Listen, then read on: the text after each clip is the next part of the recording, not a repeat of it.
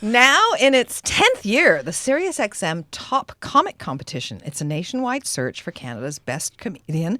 And joining us today is Toronto-based stand-up comic Natalie Norman, who is among the 18 semi-finalists vying for Canada's votes and a shot at the grand prize of $25,000. Welcome to the show, Natalie. Hi, thank you for having me. Well, first of all, you host a weekly LGBTQ2 plus feminist-friendly show. Did I get everything in there? Yes, I know it gets longer. Called The Crimson Wave. And you host that at the Comedy Bar in Toronto. So tell us about that. So it's a weekly show that's been happening for almost 5 years. October will make 5 years. And we try to have an amazing group of performers every week. Mm-hmm. And basically it's a safe space for people that I consider others. So people that aren't white, cis, straight men to come and perform, and then audiences to come and feel that they can be comfortable and really enjoy comedy in a space that's for them. Right. So it's been going really well. Yeah. That's cool. And the audiences are very supportive and loving, and it's always fun. Well, you're staying booked and busy because you just recorded your second TV taping a few months ago for the Winnipeg Comedy Festival. And your debut comedy album, The Big Reveal, is set for release this summer. What can people expect from that? So it has come out.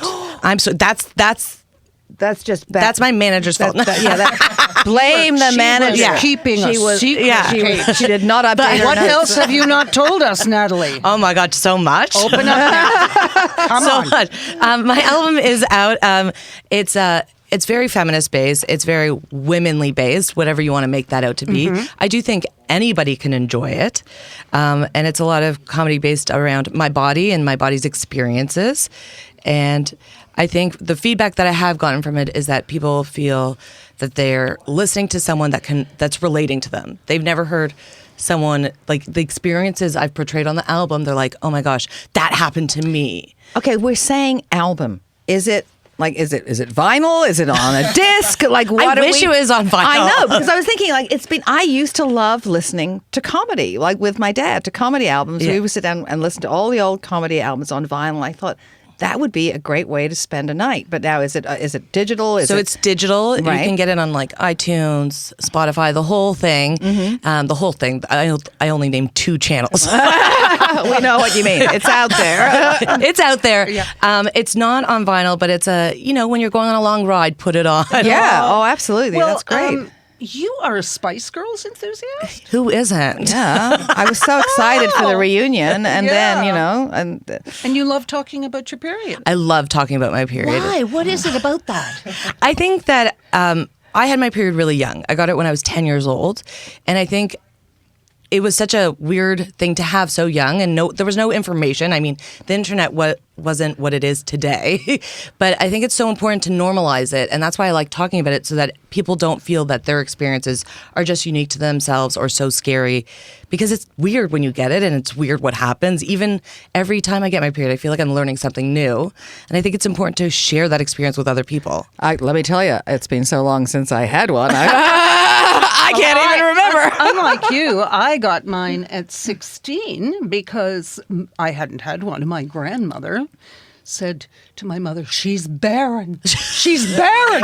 We have to take her to the doctor. She's barren." Fate worse than death, not to have to have children. Yeah, right? exactly. So, anyway, but you're not. I'm not. I had twins, for God's sake. Okay, there you go. There you go. So do people back off when you start talking about such matters? It depends on the crowd. I think if we're at my weekly show, they are in for it. Okay. They want to hear about it, they enjoy it, and then it really depends on the audience. And if the audience is pulling away, I'll switch gears a little and move away from it, because I don't want to make anyone too uncomfortable. I want everyone to have a good time. That's like the thing. I want everyone to enjoy when they're watching me. So. How did you get into this? Did you know when you were like 10, when you got your period, this is what I'm going to do? Definitely not. No? Definitely not. I think it was a fluke. To be honest, I took a class years ago at Second City. I wanted to be a television writer, and they had a stand-up class, and I thought it'd be a fun way to learn how to write, like a different way. And then I took the class, and I got a lot of great feedback, and I was like, I guess I should try this. And then I just stuck with it. It feels like a really weird fluke. That was good. And you stuck with it all the way up to this competition. So let's talk about that. So for the first time, in the 10-year history. Reigning champions will have the chance to defend their title against past champions and comic hopefuls. Is that exciting or terrifying? I think, you know what? It's exciting. I guess it's exciting because it's nice to, like, I know the past winners. Oh, okay. They're all amazing comedians, and we'll see what happens, right? I mean, I think it's time for some new blood in there. New blood. Never mind. Now, as we mentioned, the grand prize is $25,000 plus a guaranteed spot to perform at Just for Laughs in Sydney, Australia, Toronto, Vancouver, Montreal, and at a TV taping. So tell us, Natalie, why should people vote for you? Oh my God, there's so many reasons. Well, first one, I'm so funny, so and I'm adorable. Second of all, first, this is in 10 years there hasn't been one female identified winner. And I think that's pretty shocking. That Really? That is shocking. Okay. In 10 years, they haven't had a woman win this competition. And I think in Toronto and in Canada, we have so many strong women performers. And I think it's our time. I think it's our time. Let's go with we're creating different content. We're speaking to a newer audience that hasn't been necessarily tapped into for so long. Let us celebrate ourselves. And then second of all, like more importantly, everyone else in the competition seems to have a significant other. And I don't. So I need this more than that. No, I need help. I need love. They all have love. So do they really need money? Okay, so at the end of the voting period, 6 comics with the most votes move on as finalists, as well as 2 additional comics as chosen by a panel of judges. We have a clip from a show not too long ago where you are discussing healthy eating. So let's take a listen. Nobody's ever lost weight to be healthy. I'm losing weight for what is the only reason, and that is to be sexually objectified. Am I right, ladies? Yeah. So sorry. I'm sorry. I got really into it. I can't wait for that day, though. I can't wait for that day when I'm walking by a construction site and some guy's like, "Hey, lady with the toned arms and the lean legs, you're looking real good." And I'm like, "Screw you, I'm not a piece of meat." But secretly I'm like, "Yeah, I am a piece of meat. I'm a princess." Any day now. Okay, so that was very good. Now, Canadians can vote for their favorite comics once a day from August 9th until August 30th at SiriusXM.ca/Top Comic. What have you got planned? Can you give us Planned for this promotion? Yeah. I've got some really, okay, so it's really silly, but I love ASMR videos.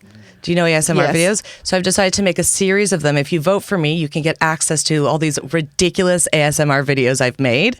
As well, you get to just see like some photos that maybe you wouldn't have seen before.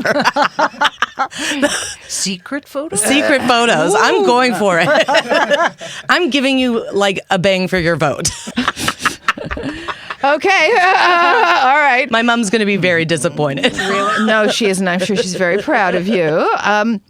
So they can vote once a day. Let's go this again. So August 9th until August 30th, right? Now, where can people stalk you online? And I used that word aptly, I think. Yeah, 100. You can find me at Stalking Natalie on all social media. I got all of it. Why did you take Stalking Natalie as your handle? I have no idea, but I thought because Natalie Norman was taken by a raw food movement, and I was furious. Some woman who does like raw food. I was furious. So I figured this was something short and easy because sometimes people have trouble remembering last names.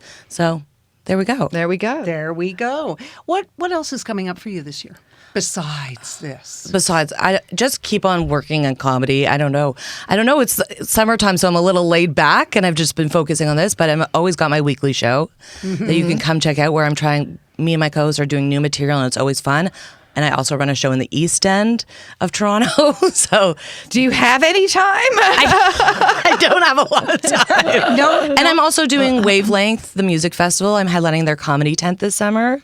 So that's exciting, and we'll see. We go take it a month by month. All right. Well, good luck in the competition, and thank you very much for joining us. Thank you for having me. Well, she said she's magical, mystical, a powerful wonder girl.